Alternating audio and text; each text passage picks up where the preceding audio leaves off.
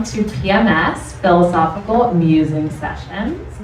My name is Ilana Gilovich, and simply by attending this event, you are now privy to the timing of my menstrual cycle.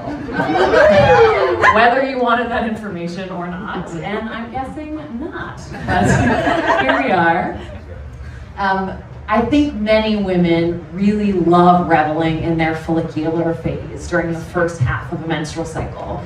And why not? Because you feel invincible, you're on top of the world, you're feeling quite lusty, and what's not to love? But personally, I find that the follicular phase, when you're at your peak fertility, gives me a reckless level of confidence that just creates delusions of grandeur. A very salient example for me in the last follicular phase that I experienced was I had the gall to sign up for a workout class with the name boot camp in the title. Mistake number one. Everything about this class was aggressive. The playlist was aggressive, the workout was aggressive. The instructor said, and I quote, "We're going to cool down with some jumping jacks," which is a phrase that should be illegal. And the instructor was aggressively hot, and he kept like crouching down next to me and being like, "You got this, Ilana, come on, Ilana." To which I responded, "I'm in heat, sir. Remove yourself from my presence. I cannot be held accountable for that."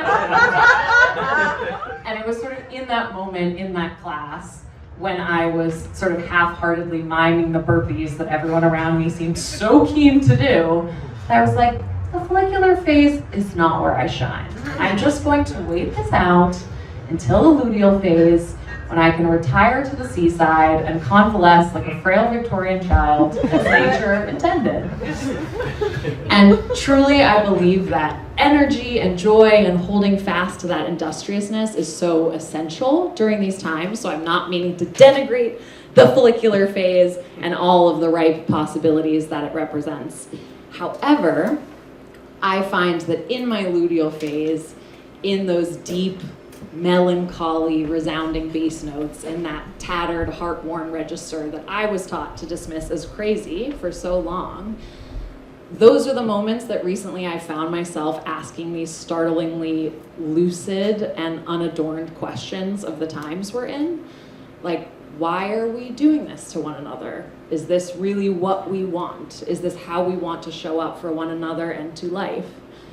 And I think that we are existing in systems that are designed to anesthetize us, designed to make us feel numb and separate and isolated and planted firmly in the realm of the intellect or the mind. And I've started to believe that the luteal phase, with its feminine feral churning, that's already sort of symbolically reaching out to the tides and the moon and the more than human world, that's exactly the soundtrack that our revolution needs. And by revolution, I mean, well, interpret it how you will, actually. But I'm picturing a reimagining, or better yet, a remembering, like a burrowing back into our bodies to excavate and retrieve the holy flint, the nectar, the subterranean humanity that I truly think we all share and are homesick for. And so I think when I'm deep in my big feelings, as I am now, I think that thorny, maddening grief is an appropriate response to the times that we're living in, and that a little dash of crazy might just be the perfect ingredient to dream ourselves out of it. So with this event and with tonight, these kind of big, braised, blistered feelings are the consomme in which we're going to nourish ourselves, and some of those ingredients include the metaphorical wisdom of plants to bright, soulful, thoughtful beings on either side of me, and this bouquet, a room full of people that are pensive and contemplative and purposeful and precious. So I'm really so happy that each of you are here, and I'm so excited to think and feel and dream together. So a few things before we get started. This is the beautiful Julia Murphy, also known as Can I Paint Your Nails on Instagram. And she will be doing flash manicures. Of course, floral is encouraged in a keeping of our botanical theme, but please go up and experience that. It's going to be really special afterwards. Big thanks to Dead Letter Number 9, our host for tonight. Please continue buying drinks so they'll let us come back. And right next to Julia, this is a book that accompanies me. Oh, Kindergarten Sweep, let's go, yes. There's our Vanna White. That book accompanies me to every PMS session, and I encourage anyone who feels the call to go over there after the event and write your answer to what is the meaning of life, what do you think we're here to do, and my hope is that it will become one long collective poem dedicated to the world that we want to see. So thank you for retrieving this, by the way. A few introductions. It is my great pleasure to introduce my co-host for tonight, the sunflower. The sunflower practices sun salutations each day. In a process called heliotropism, sunflowers follow the sun's paths across the sky during the day and then reorient overnight to face east again by dawn. Associated with the sun god and worn by Aztec priestesses, so very bougie, the sunflower is often associated with joy, positivity, resilience, and optimism. And this sense of resilience isn't actually metaphorical, as I initially thought. In a process known as phytoremediation, sunflowers can absorb toxins from soil without poisoning themselves, including heavy metals like lead, arsenic, zinc, as well as radiation. So sunflowers were actually intentionally planted after nuclear disasters in Chernobyl and Fukushima. Sunflowers can grow over 15 feet tall, and their seeds are high in protein, vitamin E, and healthy fats, hence sunflower seed oil. Beloved by bees and butterflies, the sunflower is a friend to pollinators, and the sunflower seeds grow in Fibonacci spirals, aka the golden ratio. So basically, the sunflower is a golden god, end of story. You're welcome to take one after, but I say admire these seeds and look at the glorious math in them. Thank you, sunflower, for reminding us to rehabilitate and nourish at what first glance seems poisonous, and for modeling what it always means to always seek the light. So give it up for the sunflower. We love you. What a dame. And now my two fantastic guests.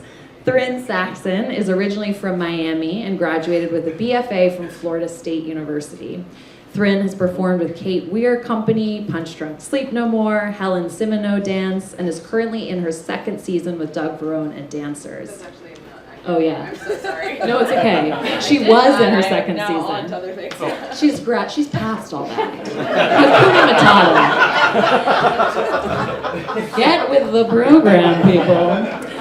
In addition, she acts as co-director with her mother, Dale Andre, of Homeport Art House, a rural dance residency in Midcoast, Maine. Her company, Saxon Dance Works, founded in 2021, is committed to telling stories through dance that amplify women, expand the imagination, and sit deeply in vulnerability. So, PMS approbe. Her work has been supported by numerous residencies, most recently at the Baryshnikov Art Center and Triskelion Arts, where she presented her first evening-length piece inspired by the myth of the Selkie. Chloé Valdary is an artist, writer, and founder of the Theory of Enchantment. Theory of Enchantment is an alternative inclusion and belonging practice that teaches participants how to calm their nervous systems, co-regulate their emotions, practice mindfulness, and build trust. So, Chloé for president, basically. Chloé received her bachelor's in international studies with a concentration in conflict and diplomacy from the University of New Orleans. She's been published in the Wall Street Journal, the New York Times, and the Atlantic magazine, and has also produced music for the past 7 years. In her spare time, she enjoys bird watching, this is so pure, reading, and DJing. So please give it up for these two fantastic guys. And thank you for being willing to try to solve humanity with me.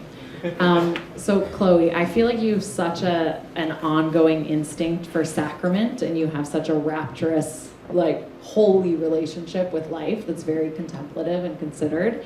So I'd like to start with theory of enchantment as a jumping off point and talk about how you got the idea for this, and then how maybe it has evolved as your practices and you have evolved.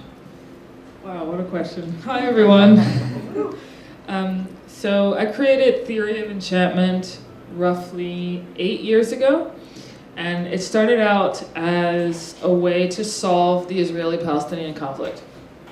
I just wanted to solve it. And then it morphed into this larger invitation to the question of what does it mean to be human? How do we get in right relationship with ourselves? How do we learn how to love ourselves so that we can love others and nip the bud of supremacy? And that manifested primarily from 2020 to the current moment as an organization that serviced many other organizations and did employee training, their workshops. The 3 principles of the Theory of Enchantment are treat people like human beings, not political abstractions, criticize to uplift and empower, never to tear down or destroy, and root everything you do in love and compassion. And there's also this sort of thread throughout the Theory of Enchantment that says, in order to get into deeper relationship with ourselves as human beings, we need to learn how to be in relationship with darkness, with our own darkness, with the complexity of our darkness. We need to integrate that darkness so that we can live a holistic life in relationship to self, other, and nature. And so I've been doing that for the past 6 years, and then Donald Trump destroyed my business, which I think actually is going to end up being, has already started to become a blessing in disguise. But because I serviced a lot of organizations through the realm of inclusion and belonging, a lot of the organizations that I serviced received federal funding. That federal funding is now contingent on not pursuing inclusion and belonging. And so I've been really in the throes of figuring out or learning what a new relationship to this philosophy is. And it's honestly becoming really, really vibrant, I would say. I'm deepening in my relationship with nature and in my relationship with reality itself. It's strange. I find trees incredibly exuberant in a way that I only found metaphorically prior to this experience. I literally walked down the street being like, oh my God, look at that tree. Are we aware of the absolutely psychedelic, miraculous nature of life? The fact that the only reason why we are breathing right now in this literal moment is because of the trees. Do we stop to give thanks for that? So that's the track I'm on, and it's manifesting in a whole host of really beautiful ways. So that's where I am. I love that. Bless the trees. Thank you, trees. Thryn, similarly, when we're talking about transformation and evolution, you created this piece based on the myth of the Selkie. And who knows what a Selkie is? That ring any bells? Yes. I think a lot of people may have come to this show. But it's a Scottish lore about women who are seals and zip off their seal skins and transform. And I swear to God, this myth is stalking me. Anytime that you and the Selkie come into my life, it's right at the moment that I need it, when I'm grappling with questions of autonomy and feminine power and transmutation. So similarly, I would love to hear how you came to that idea and how it's maybe shifted as you've grown as a woman and a mother and an artist. Yeah. Well, I'm simply thrilled to be here and hearing you both talk. I'm like, did you invite me here because you knew I needed all of this conversation? This is just pulling out exactly what I'm grappling with and then doing it in front of people, which I'll admit also feels very vulnerable. I feel like I need to share. I gave birth to a daughter almost 6 months ago, and I feel like I'm not sure how I'm engaging with the world because everything is so unfamiliar, and it's tangential, but I'm trying to embrace my vulnerability here too, that I feel this nervousness in me, and it's because I'm doing all these things that I've done before, but in a completely different state and completely different identity. So it does feel, I don't know who else is a parent out there. It's my daughter's 6 months old, but I'm also 6 months old as a mother. So I guess I'm just allowing myself to be in that 6 month space as I answer questions that I've answered many times, especially with you. So the Selkie myth, I think, was a part of my life since the beginning of things I can remember. And I remember thinking my mom was a Selkie and feeling like mixed emotions around that because I thought it was really cool. She loved the water, and I remember watching her in the water, and she introduced me to the myth, and I was taken by its magic. But I think I also resonated with maybe a bit of a darkness. I think I've had a connection or maybe a fear of that darkness since I was very young, and grappling with what that feels like as I'm growing into an adult, still, always. And I think I knew from an early age that if she was a Selkie, it meant that she didn't belong to me or to any of us, and that we all belong to the earth first and foremost. And so there was a connection, even though I wasn't raised religiously, though I'm on my own spiritual journey in that way, that there was something bigger, the sea in that case. So I felt really compelled by this myth.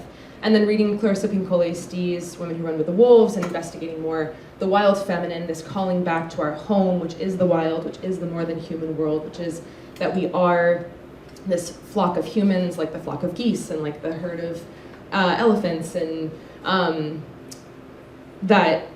sorry, I lost my train of thought for a second. Returning to that felt really important to me, and it felt like an awakening. And then I just knew I wanted to make something that was dance theater-esque. Yeah. And then in making that, it was the first time I've made an evening-length piece in my choreographic journey, and it really was like opening to a flow state and allowing it. To me, it feels top-down, and I was talking to other creators about how they might feel it, like maybe it comes like this, but I feel like right now it's like rushing water, maybe down and out. And I just felt like the piece kept guiding me and kept informing me. And it felt like the wild feminine, this Selkie call, was calling me, and it was listening to that call that kept showing me what came next in the piece, be it inviting you into the process with Baryshnikov arts and then hearing your story and that unraveling a whole new piece. And I just kept ending up in the right rooms with the right people because I was sort of trying to let go. And this is getting a really long answer, but as I was getting close to the premiere, I was increasingly more and more pregnant, and I was in the whole piece. And then as my body started to limit me, and I thought I was going to be dancing fully until like 8 months pregnant, because that's what I'd been modeled, and so it was going to happen for me, because I deserved it. And it didn't happen like that, and I had a very uncomplicated pregnancy, but there were just, hormonal things that were shifting my joints, and so I needed to take myself out of the work, and it was really hard. And then once I did that, it was like the god of the piece was like, thank you for listening. And I got to see it the way that it was intended to be, which was, I did have a solo, for any of those who saw it, was in the very opening, and that was all that I had. And that was all that I needed to have. And then I gave birth to a daughter, and I think that she's also a Selkie. Because my husband has dark hair, but I was blonde for a very long time, and she came out with like jet black hair and these gray eyes. And so I look into her eyes, and I'm both like blown away with beauty and a little scared. Because she is something from the beyond, and I think all of us are, because we start as children, and I'm watching one grow, and it's insane. Whoa. Okay, there's a lot of trailheads we can go down. I love this, but I think you both picked up on a theme of transformation and almost crossing over a threshold that is both astonishing and inevitable, and suddenly you're like, the trees, how are we not walking around exclaiming all over the trees? Or how did I not know myself? Now I'm 6 months old. And it's making me think about this philosopher, I think her name is L.A. Paul. She works at Yale, and she talks about transformational life experiences. She talks about the fact that like you can never make a perfectly informed decision because you will be a different person. And so I think about this in terms of the massive amounts of psychedelics that I consume. And it is a crazy experience because the person before you do a psychedelic is a different person. And so you're like, I'm scared, I don't understand this. And after you're like, everything's God. But the person who's crying out that everything's God could not have been the person assessing whether or not to do this thing. And parenthood is the epitome of that. That like the Thryn that you are now could not accurately assess whether or not to have a kid because you are fundamentally altered. And that makes me think of the Selkie too, where like how do you know once you're a seal and once you're a human? And this is getting to a really trippy place about consciousness. But I'm all over the place. Walk with me here. There's a book by David Eagleman called Some. It's 40 short stories about the afterlife. And when I say short, it's like they're a page and a half. And he's a crazy scientist, but this is all speculative and fictive. And there's one story where he talks about somebody wishing in his next life to come back as a horse. And he's so excited to be liberated and free of human consciousness and become a horse. And as he's transforming and transmuting, he's realizing he's losing the consciousness that could appreciate being a horse, and he won't remember being a human. And so does that just continue happening, that the horse wishes to be a flea in the next life, and so on and so forth?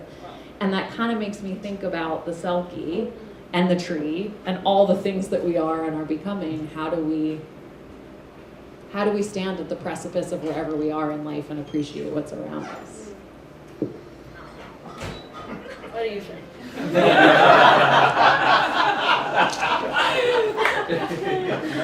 Well,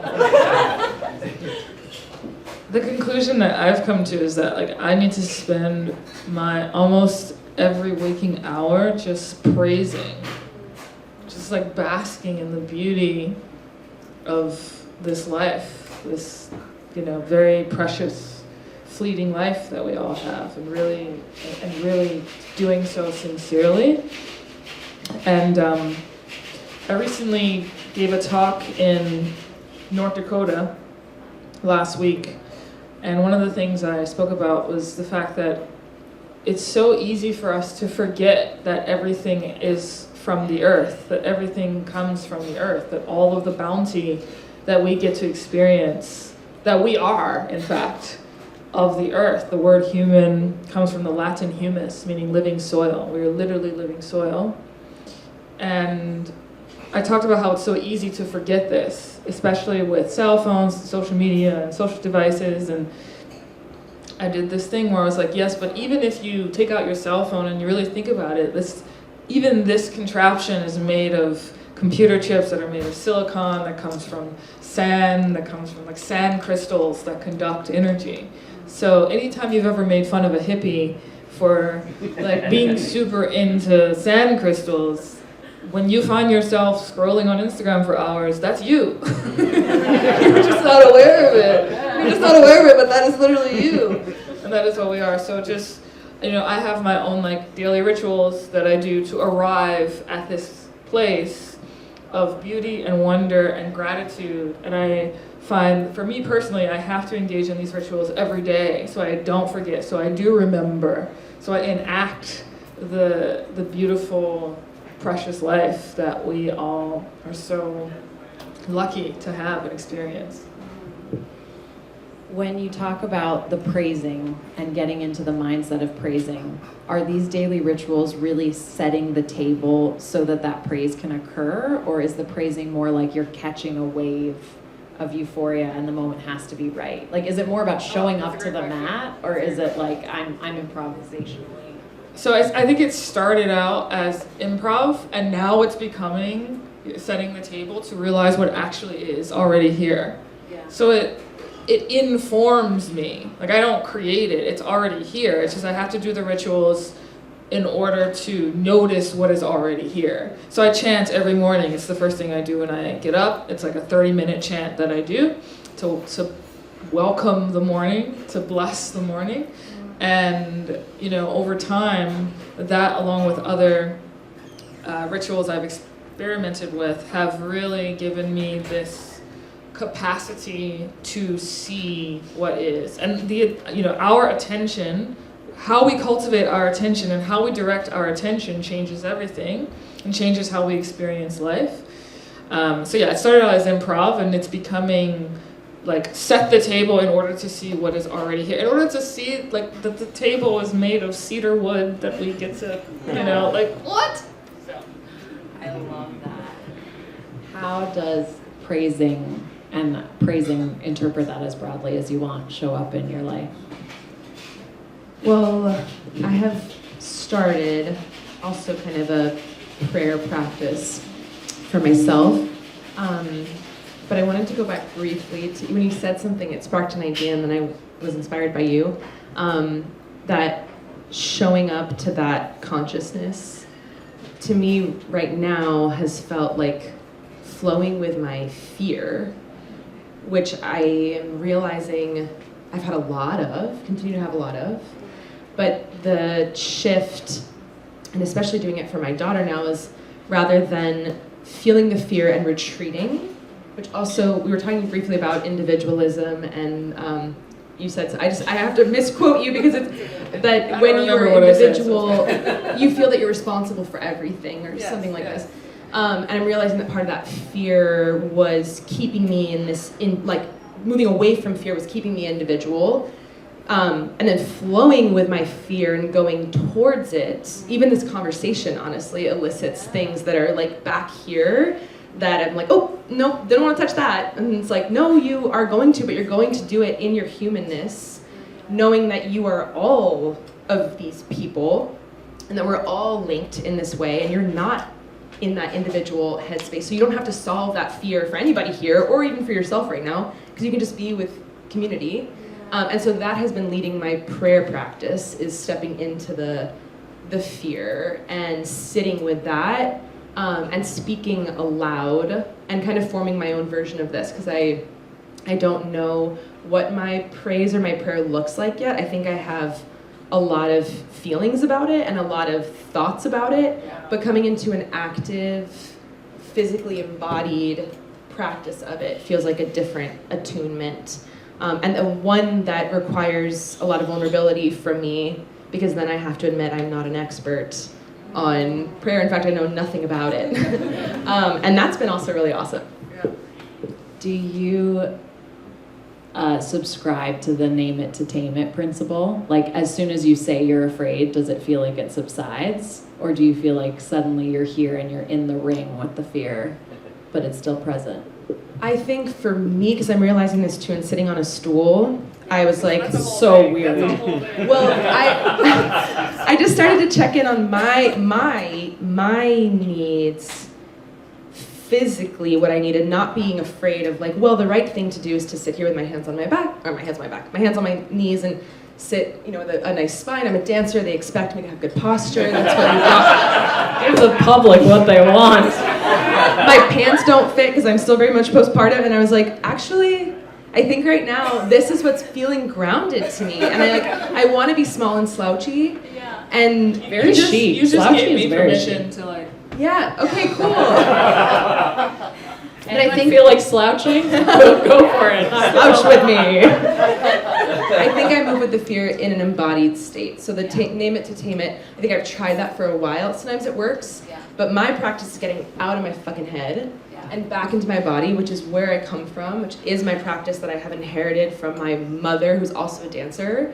And it's a practice we all inherited by being humans and our first language. So I'm trying to allow that to be like, and I'm not going to just name it, I'm going to feel it. I'm going to feel that I'm trembling and that there's a heat building in me, and that really what I want to do is put my foot on the floor and follow that, and then sit in the conversation and keep talking to you. Yeah. I love that. It's actually, we've talked about this a little bit. Chloe has some incredible writing where she's talking about that everything is movement and everything is dance. And I also sort of believe that anything static and fixed is fictional. Like, it's why I sort of don't believe in a traditional concept of heaven, because I'm like, anything that's static is not divine. Like, we're moving, we're dancers, yes. Okay, I'm excited to. But I also want to connect it to something. I keep a little note in my phone that's called Poems People Told Me, and it's just beautiful things that people say. And Chloe once turned to me and said, when I'm drumming, it feels like flying. And I was like, oh my God. So we should approach living beings with the vitality that they possess. And how that helps me on the dance floor is like, when feelings come up, when ego comes up, when self-consciousness comes up, I'm like, oh hey, Welcome, so good to see you. And I mean that sincerely. And it's taken me a lot of work to mean that sincerely. Not to be like sarcastically, oh, good to see you, gosh, glad you're here. But to truly say to fear and to say to self-consciousness, like, thank you for being here. You are part of the experience of what it means to be human, and you are welcome. And I find when I do that, it helps me ground, but also transcend. Because then I'm not transcending in order to escape some feeling that I don't want to feel, right? That's where we get into these toxic, unhealthy cycles, because we're trying to escape the present moment, and we're trying to escape what is, rather than being grateful for the full complexity of everything we get to feel, including fear, including anxiety, including self-consciousness. So that's been a healthy reframe for me. It reminds me of the sunflower with okay, let's take the toxins and spin it into gold, literally. But yeah, what about for you, dancing? How does it feel? Where does it take you? I think it depends on the context, and I'm reframing that for myself too, being growing up in the craft and then feeling really free and spontaneous in it as a young person, and then it becoming a career and goals and upward mobility through the ranks of prestigious names. And I can name very, I wanted that and I did it. And this is a Buddhist thing or something. I think that or I don't know where it comes from, but I kept feeding and getting the food or getting the nourishment I thought, and just was like always thirsty or always hungry again. And I remember getting into Sleep No More, and I think there was like a 3-month period maybe, or maybe it was even a month, felt longer, where I was just ecstatic. Like I didn't sleep literally, but it wasn't it was just, I was like, I am high and I'm not doing drugs right now. I'm just like, this space is vibrating with me. And then that euphoria tilted into humanity, and now this is a thing I do every night. And then I was ready for the next thing, and it was chasing that, like, okay, well, I've got that on my resume, I felt the feels, and now I'm ready for the next thing. And I'm sharing that in that I think my relationship to dance has been corrupted, and I'm not blaming any external force. I think it's all of the pieces, and so dance started to feel very much just like hoarding experiences. For what? And now I'm really realizing that for what. And so I'm trying to return back to what really makes me feel alive, which are nightclubs and dancing in the dark. And I mean, if there is a dance floor and there's music, I do transcend and go a little. I remember somebody describing me at my wedding, and they were like, "You were bonkers." And I was like, that was me, feral. Like, I am feral. I will not stop. There is no end to my energy. I don't need alcohol. I mean, I love it, but like, it's just me and the sound, and I don't know where I go. But it is flying, and it's a relationship to movement that is so freeing and ecstatic and indulgent and cooperative and vibing with the community around me and the sweat and the energies that are building. And I love that. And that's what feels most, exalting. So I'm trying to find that now as I continue to pursue a career in dance, or I also want to change that language for myself, but I'm trying to re-educate my body and my nervous system to have fun with it. And register the profundity of it as a art form, and also that it is not I was gonna say it's not live or die. It is live or die in that we need movement, but I can let go of whatever happens in this moment is not actually of such great consequence. Yes. And yet it's fundamental. So that feels like a weird balance to strike. Yes. But that's where I fly. Yeah, I'm thinking about, I think it's a Nietzsche quote. He says, "I would only believe in a God that knows how to dance," which I'm like, perfect. And a line in a poem, I do not remember the author, but saying, "At the still point of the turning world, there the dance is." So it's like the duality of, yes, feeling that play is such a serious business, and like to be taken very seriously and with such I'm watching reverence. a 6-month-old play That's also the seriousness of that. Also, sorry to interrupt you, Ilana, but you just made me remember this song. I don't know, maybe I don't know where it comes from. It was passed down to me through a campfire, but God danced the day you were born, the angels did the bump to Gabriel's horn. Does this register for anybody? No, but that's fantastic. Okay, yeah. Say the line. It was like, I can't really say, but it was like, God danced the day you were born, the angels did the bump to Gabriel's horn. So grateful for the gift of you, or something like this. But it's all about God dancing in joy for your birth, and yeah, so. So good. Also, all roads lead back to Shakespeare for me. There's a line in Much Ado About Nothing that she says, there was a star danced and under that was I born. Carolyn's nodding. Yes, my queen. But I think I would love to like meander down this path with each of you now, because we're at the place where this is the dance, this is the rapture, this is the moment of feeling exalted and alive.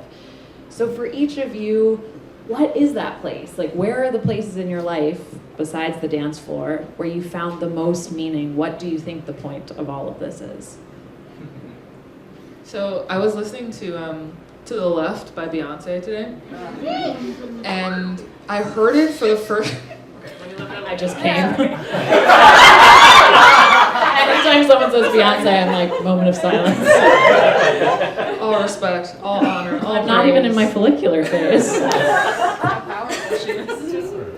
And I heard this song in a different context today, because I've been in a sort of devotional relationship with Mother Gaia, with Mother Earth. And I am also taking this Taoist erotic class, which if anyone wants to ask me about that later, please feel free. Oh, we will. But basically, I heard the lyrics. You know, she's throwing someone out who isn't like appreciating her and isn't giving her the respect that she deserves, or the love that she deserves. And I heard it from the context of Mother Gaia herself, being like, to, quite frankly, our species, or maybe like our species in the global north, which has forgotten our, I want to say something like loyalty, but that is actually insufficient because we are literally her. So, and to say our loyalty to her continues to perpetuate the myth of separation, but in continuing that myth of separation, we have forgotten our mother. And I heard that song today as if it was from the perspective of our mother saying, you know, don't you ever for a second get to thinking you're irreplaceable. And it was just like power and erotic, glorious power that I heard when experiencing the song through that lens, and it was just so cool. And I was just, you know, I continue to be in awe of the earth, and by extension of what we are. Like, we are a miracle. Human beings are a miracle, precisely because the world does not revolve around us. Precisely because the world does not revolve around us. What about for you, fellow miracle? That's really beautiful.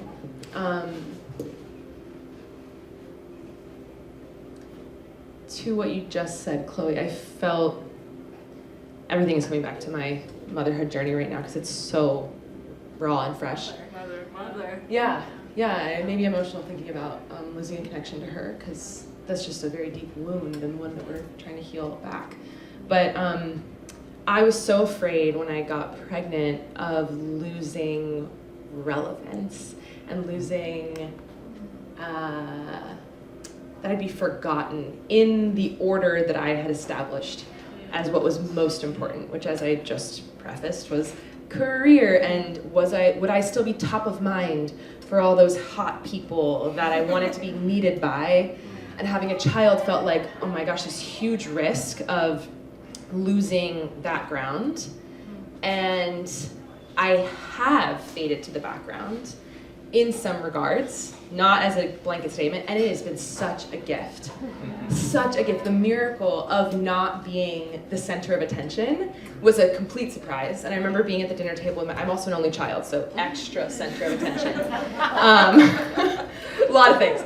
So I remember being at the dinner table kind of for the first time registering that I was there with my parents and my husband and my daughter, and no one was asking about me. Not in a dismissive way, like they had checked in, you know, they were there for me. My God, my community came together for me. But I wasn't the thing. The eyes were pointed at my daughter, and I was able to sit back and witness what I was a part of, and not just be striving to be it, whatever that meant. And I know it was a fallacy, of course, but you know, it was trying to feed this whatever. And so the moments where I feel small and so a part of the organism, I feel that here, looking at all of you. I've been going to this progressive Christian church recently, and for me it's a whole new, it's like the buffet of faiths, because I have no education, so I'm just like, let's try it all, you know? Did some Nichiren Buddhism for a second, and now we're moving into Christianity through this very progressive lens. And being a part of this space where I am so behind the 8 ball of like, I don't know. I know Jesus was, but I like otherwise really don't know. And I felt that urge to be like, oh, well, you know, I don't know if I agree with this because Christianity, bad. And I don't know what I believe yet about it. But then I started to be like, well, what if you just don't know? You don't know anything. What if you don't know anything? And you're just sitting here learning, and you're like a child of God in that way, in that mother God. And at this church, just tangentially, it was the first time I'd heard someone within a framework of Christianity say mother, father, God, and then use they pronouns. And I was like, was that really, I was waiting for that permission to say that for myself, because Sky Daddy God was not working for me. Though I was certainly enthralled by the solace I thought was promised there. And then to be in this space where they were like, mother God, I was like, oh, I can say that.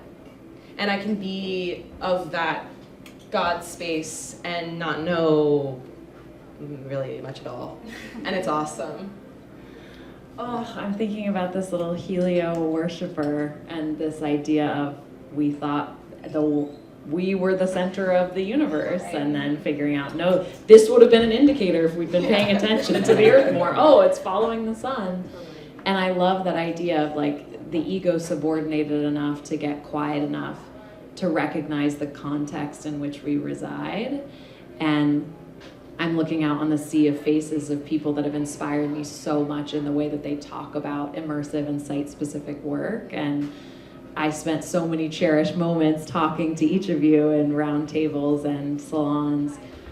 And so many of your reflections were, I stood in this one place far afield from the center of the action and watched it from far away. And that I think the enticing aspect of immersive work is how cinematic it is, and how that you can be the background player in a video game and appreciate that and not need to be the main character of your own story. And so I think what you're each pointing to is understanding our place in the grand tapestry of things. I want to hog you both so much, but I also want to open up to questions if anyone has questions for either of these beautiful souls. Yes, and we'll do a projection game. I trust you. So your mom was maybe a selfie. Your daughter is maybe a selfie. Why aren't you?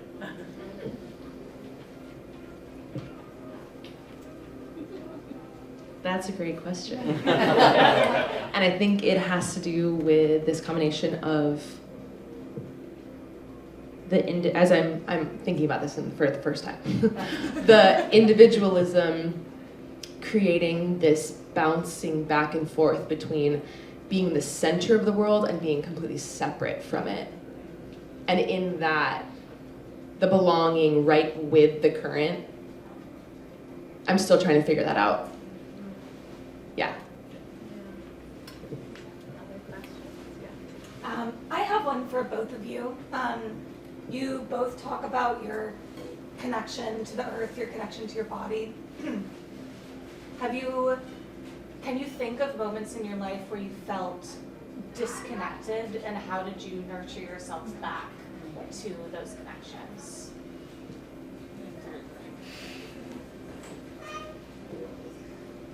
Well, So a few months ago, I came out as bi. Thank you. And I grew up in a very conservative, homophobic house. And it was a real threshold crossing for me to finally come out. And it had and continues to have real consequences in terms of my relationship with my parents.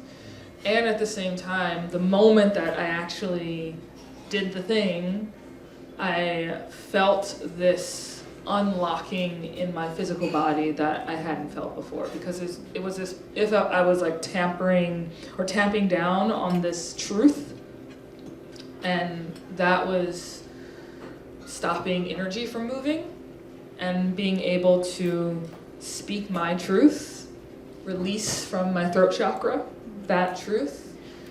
Energy just moved all of a sudden, and even though I continue to feel the weight of the sorrow that I experience because of how my parents respond, the way that sorrow has been alchemized in me is astounding. Like my relationship, and this is related to my relationship to the trees as well. My relationship to music and to melody and to sound and to dance, but especially music and singing, which I've always wanted to do more of, have always felt connected to, something unlocked by me actually speaking my truth. And you know, I just turned 32 last Monday, so it took 31 years for me to to arrive at this moment, and that was a very long curriculum in learning to nurture my body. I think I may be currently disconnected in some ways. Some of what you're just saying resonated with me.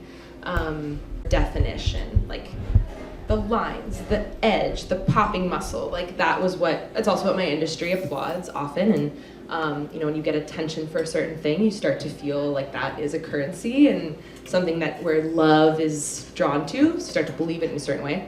And I have never felt, well, maybe not never, but this is a new strength that I'm in, and I am so unfamiliar with this body of mine right now.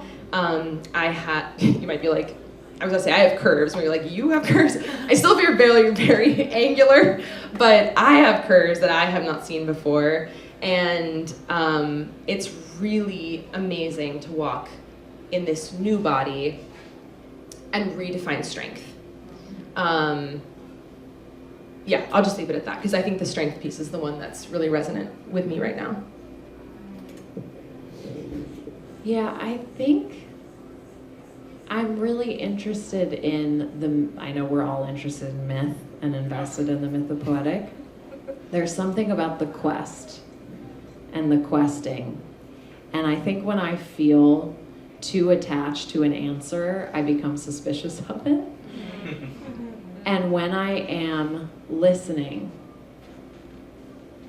it's really difficult to put a value judgment on really participatory listening. And so whether that's through dance, whether that's through writing, relieving myself of an objective and just fumbling in the darkness, like searching for an answer, that practice is a reward in and of itself. And that returns me to my body, to my selfhood, to feeling expanded and reduced by the splendor of everything. I just remembered this line from Kendrick Lamar. Can I share it? Yes. Okay. Yep, immediately. So before they beefed, Kendrick Lamar and Drake famously had a great song together called Poetic Justice. It's an incredible song.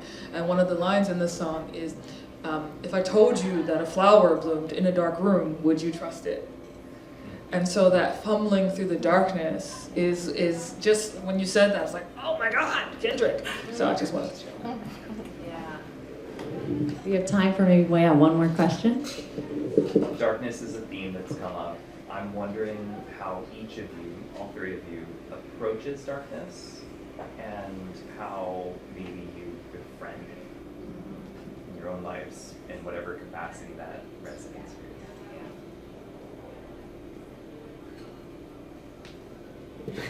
I've said this many times and I watch people pull back, so I'm gonna try it. But it's very controversial. When talking to friends, and I'll say, like, yeah, I need to love Trump. Like, I need to love Netanyahu. I need to love Bolsonaro. I do not have to tolerate them, but I need, like, the luteal phase is coming up. It's like, you will not take my capacity to love away. And there's this sense of, like, I am stronger than you. I see that every, like, mental illness arrived from an inability to feel loved and an inability to feel connected. And so in a weird way, it is that connection to everything that I'm like, I have to find the Trump in me. It exists. I cannot deny it. I cannot make it separate. And that then leads to an inquiry that feels really good and like speaking in a vulnerable way too. It's like I very abruptly was unemployed and I had this feeling of like resentment towards all the people that had jobs and had figured it out and had stable income. And I was like, oh, I'm starting to see how like a dark rage could brew at the upper class who's figured it out. And then I was like, and I am that too. Like all of this we own. And so I think being connected to that feels really salient and singular, but also the moments that I feel are such moments of grace are right at the comet tail end of a conflict. Like when I was answering my own question around what do I think the point of this is, it's not just being in a wild place. It's not just like moving and being in prayer and being in this like suspended present. It's also like the point of connection at the end of rupture. And then I was like, God damn, like we need the bass note to get to the top of the chord. Like we need the shadow to get to this like beautiful light. And so I do feel that if I want that grace, if I want that connection, I have to be willing to go all the way into the dark, into the deep, dark woods that teaches us so much. I think increasingly in songs, so I'm just gonna reference another artist. I've been moving through darkness using music. Like I've been playing a lot of music, singing a lot, playing guitar, and this song by Brandon Flowers keeps coming into my consciousness. It's called "You Can't Deny My Love," and there's this really beautiful line where he says, "It's driving me crazy, and you can try to lie, but you're not gonna deny my love," and that came here into my field when you were describing Trump. And so the only way in which I can feel that for a Trumpian figure is by welcoming my own darkness. There's this really beautiful poet philosopher by the name of Beyoncé. I'm shocked it took this long for us to talk about it. I know. You have to like really just drop the orgasm at the end.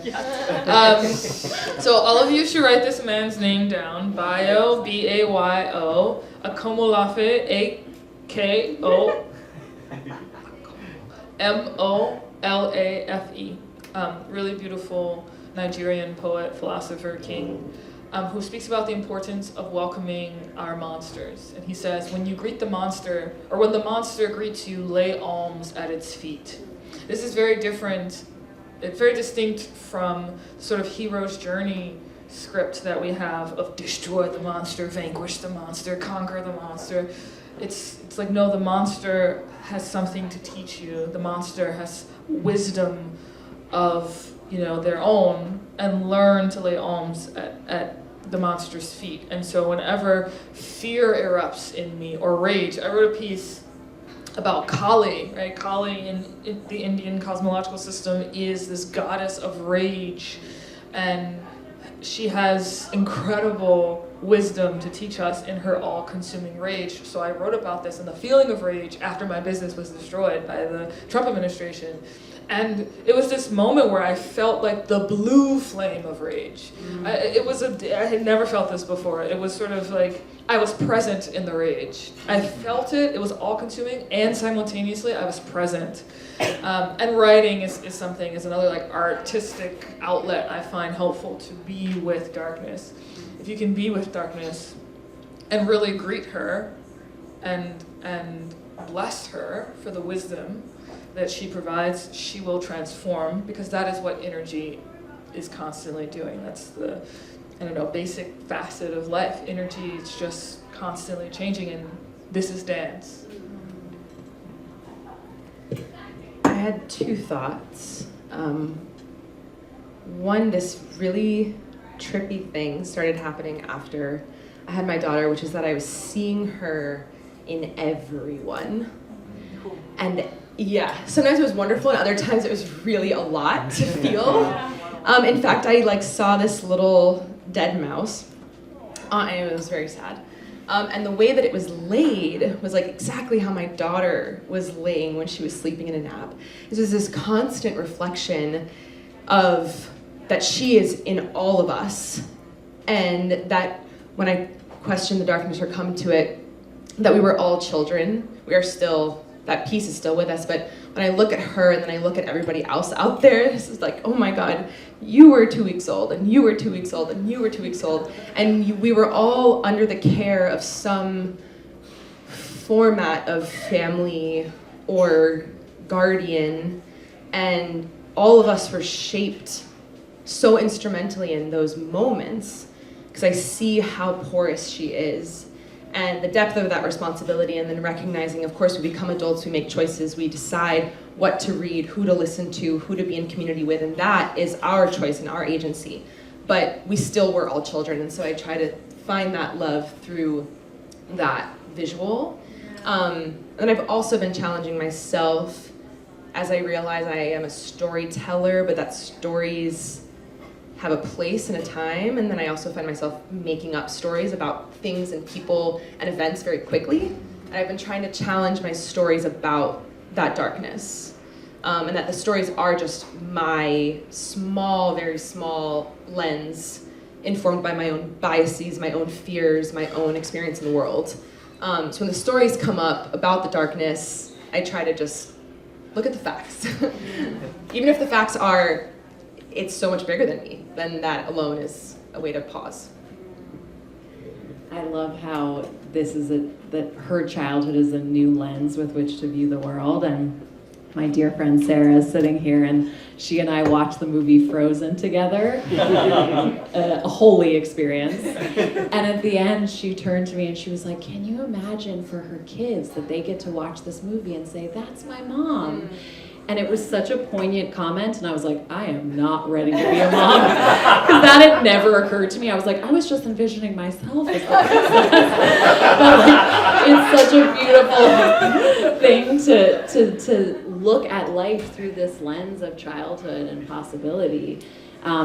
When we close, I always ask, what's one beautiful encounter that either of you have had with art, so that we're left with knowing how art lives in each of you.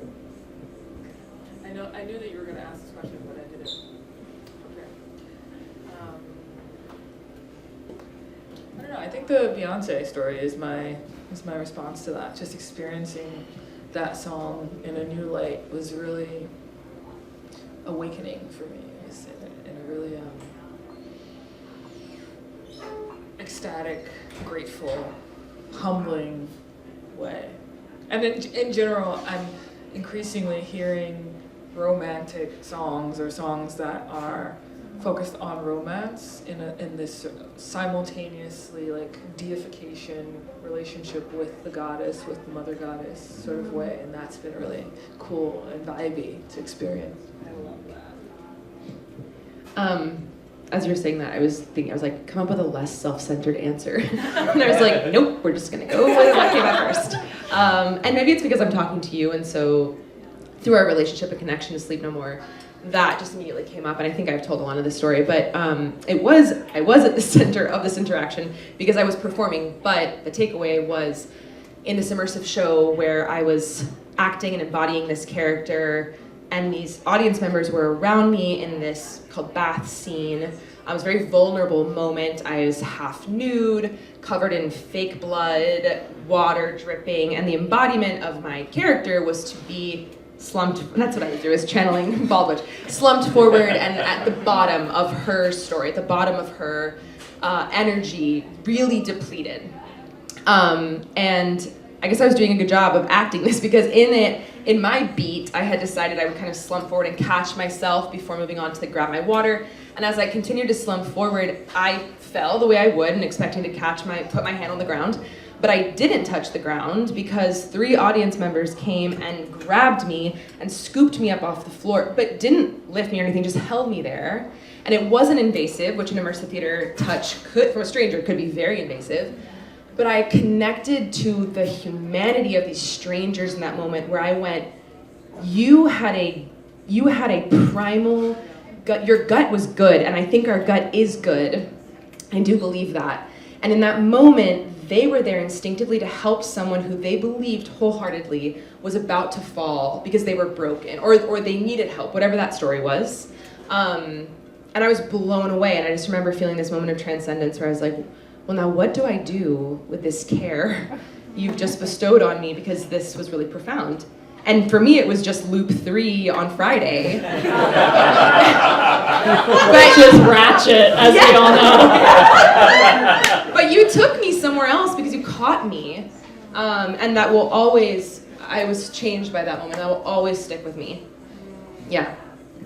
That's gorgeous. I'm so happy you shared that. Yeah, good, okay.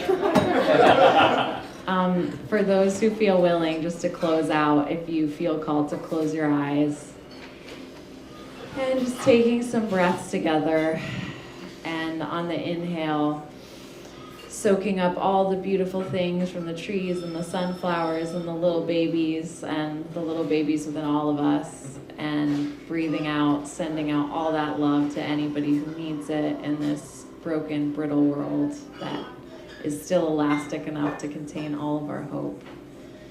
One more deep breath in, letting it out. May all beings be safe and loved and blessed and free. Thank you so, so much for being here. Thank our beautiful co-hosts, the Sunflowers. Thank our incredible guests, Chloé,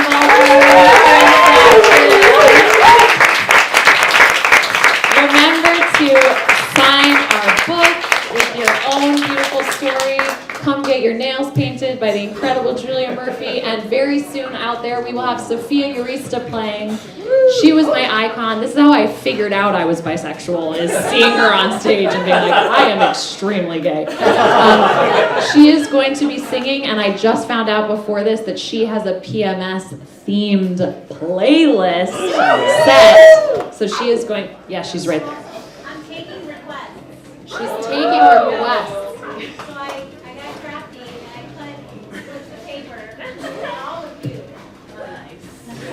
I'm gonna sing some of your songs. Okay, this is officially a contest for the most unhinged, feral, wild, feminine songs you can think of. Thank you so much for being here. So big Have an thanks to amazing Ilana night. for an amazing.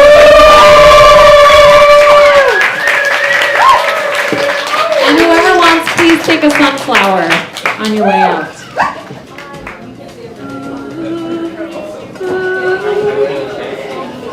My spirit.